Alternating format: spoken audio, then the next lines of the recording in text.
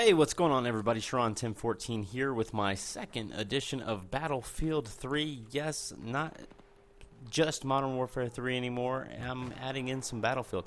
And I figured that this would, since the game is so realistic and closer to, what I know, being a soldier, I think that I'm going to use this to start off my True Life series. Yes, I'm going to talk about, my favorite topic, me. No, I mean, I think I got some interesting things, and you know what? A lot of commentators don't give their personal backgrounds out there. I mean, it's a character that they try to portray, but I'm not trying to really portray a character. I'm just a weird guy. I like to joke. I'm always fucking around, and I like to have fun.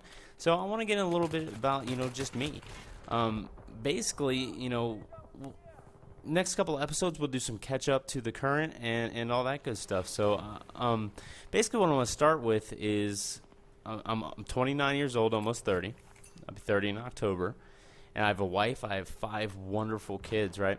And it's actually pretty funny because I met my wife working at Dick's Sporting Goods. It's like a Sports Authority. They sell all sorts of good stuff there. And my family used to give me a joke because I had just moved to Maryland. I moved in with my sister. I think I was 21 years old, and she was trying to help me out get on my feet because, things just weren't looking up for me. And I went to work at this place called BJ's, which is a warehouse place, and I worked and I stocked their shelves overnight. And when I went to go work at Dick's, that was the joke. I went from BJ's to Dick's. I know it's not funny at all. I know, right? No, it's fucking hilarious, unfortunately. But yeah, I met my wife at this place called Dick's Sporting Goods, and yeah, man, me and her hit it off quick, and I was real shy, and maybe you guys can relate to this. When you first meet a girl and you're instantly attracted to her. It's like there's no ifs, ands, or buts about it. That this girl is something special to you, and you have that. It seems like there's a block there. Now, I've talked to plenty of girls in the past, and it's never a problem. But then you meet that one, and it's just like, holy shit! Like, what's going on here? Where's my game at? It's just non-existent, and that was one of the things when me and my wife started really getting together. That always marveled me about her is she was able to keep me on my knees. Keep me on my knees, keep me on my toes. Boy, I'm just digging that hole deeper, aren't I? I've got one fucking foot in there. I'm just one good push away.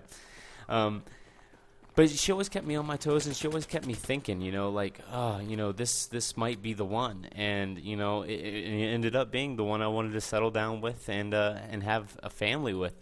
And like I said, we have 5 wonderful children. I love them to death. I got 2 girls and 3 boys, and they're absolutely fucking wonderful. I love them to death. I mean, they're so cool.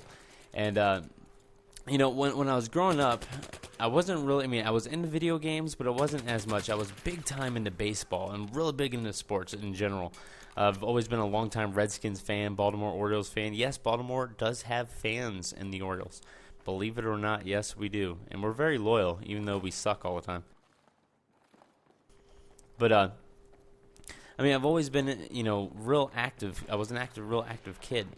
So, growing up, I played a lot of Little League baseball. It was actually when I moved out to Arizona when I was, I was like 10 or so. My dad had emphysema, so it was easier for him to breathe there because there's no humidity. And we moved out there, and I got real heavy into baseball doing Little League, and I actually got scouted by the Diamondbacks before they actually became a franchise when they were still scouting youth talent to try to figure out what they're going to do as a franchise. I was scouted by them. High school turned into a little bit of an event for me. I didn't necessarily do everything I was supposed to do in high school. So, needless to say, I ended up with a GED. Yeah, go me. But you know what? That fucking test was hard. So, anybody that's got a GED will tell you, fuck that test. All right? And I know high school graduates that would be like, I don't fucking know anything on here. And it was a tough fucking test. So, I'm actually proud of it. Oh, fuck you with your knife, guy. But yeah, my family, I've had a ton of family in the military. My sister, she's retired now from the Air Force. Both my grandparents were Army.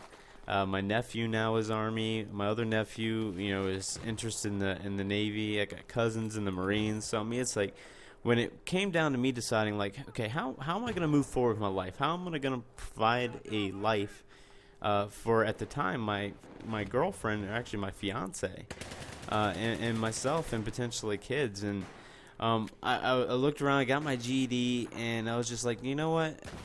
The military's always been really good to my family, so I figured I'd give it a try. And, so I signed up for the Army, went off to basic training. I went to Fort Jackson, South Carolina, and if anybody here is hearing this and that's in the Army, they're going to call me a pogue, and that's fine.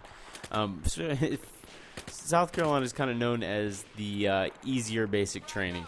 I thought it sucked, but ultimately it ended up being pretty fun. You make some really cool bonds there because, you have no choice. You have one another, and that's it. And that's what the Army preaches, and I take that with me now wherever I go. If you know me, if you're friends with me, I will be with you till the bitter fucking end. I do not turn my back on people. I do not stab people in the back. If you're my boy, you're my boy, and that's just something that's bred into you with the Army. People think that, they're brainwashed, but you know what? If we're brainwashed, that's fine. We're brainwashed in a good way. I will always have my buddies' backs, no matter what. And that's the mentality you got to have, because in war, as a soldier, if you don't have each other's backs, that's how people die.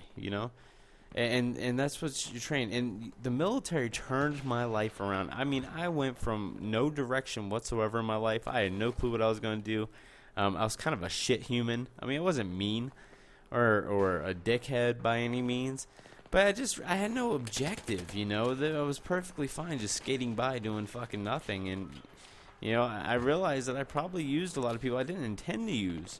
But, you get that reliability on others. You get used to that reliability on others. And, you just think it's second nature and normal. And it's not. So I owe the Army my independence, honestly. People say they brainwashed and all this stuff. But I've become so much more independent since joining the Army. And I'm so, proud of what I do. Like, I can't think of any other job in the world that, can give you that amount of, pride as joining. So, I got married right after graduating from what we call AIT, which is Advanced Individual Training. Any of you that are looking to join the Army or are already signed up, it's the thing you do after basic training. It basically teaches you how to do your job.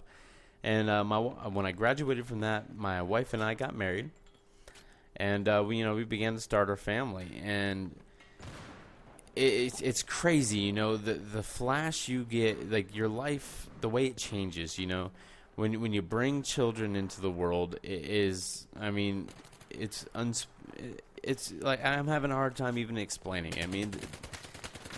The love that you have for your children is beyond the love of anything you can imagine, and you just want them to succeed, and you want them to be awesome, and and you want to be a good example for them, and it's so awesome, and I treasure every fucking moment that I have, and when I think back, like if I'm down, if I'm not feeling good, I'm feeling sad or whatever, something crazy happens, having a bad day at work, all I gotta do is think about my babies, and I feel better. And it's just such an awesome feeling to be able to hold your newborn child in your arms, and and then watch them grow. It's so crazy. They grow so fast, and it may seem for a child, and I remember being a child growing up, it seems so slow. But hey guys, I'll cut this off. The video's ending, but take care, sub, like, favorite, and I hope to catch you next time. Take care.